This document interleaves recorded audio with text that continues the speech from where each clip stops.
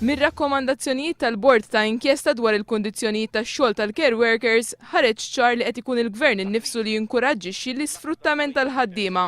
Il-kelliem ewlenija laburista Saħħa Mary Louise Colejro Preka spjegat kif il-care workers imħaddma minn kuntrattur li jieħu tenders tal-Gvern qed jingħataw paga ta' 34 sena ilu brata ferm anqas mill-paga minima nazzjonali tal-lum il-ġurnata. Il-paga ta' care workers impjegati mill-Gvern hija ta' 10,800 euro, fil-waqt li dawk impjegati mill-kuntrattur għandhom paga ta' 7,900. Dan ifisser li għall-istess xogħol dawn il-ħaddiema jaqelgħu 2,900 euro anqas. Il-Gvern jagħti kuntratti lil dan il-kuntrattur b'deċiżjoni konxja meta jagħżel l-irħas offerta mingħajr ma jistabbilixxi ir-rata minima ta' ħlas.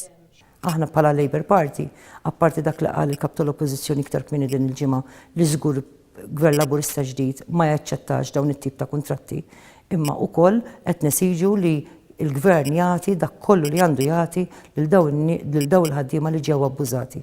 Colejro Preka kritikat ukoll in-nuqqas ta' azzjoni mill-Gvern dwar il-15 l-infermier barrani li ilhom jaħdmu f'pajjiżna minn Ġunju mingħajr l-approvazzjoni finanzjarja u dwar is-70 infermier mill-Pakistan li minkejja li sarilhom intervju fi frar li għadda sal-lum għadhom fil-Pakistan.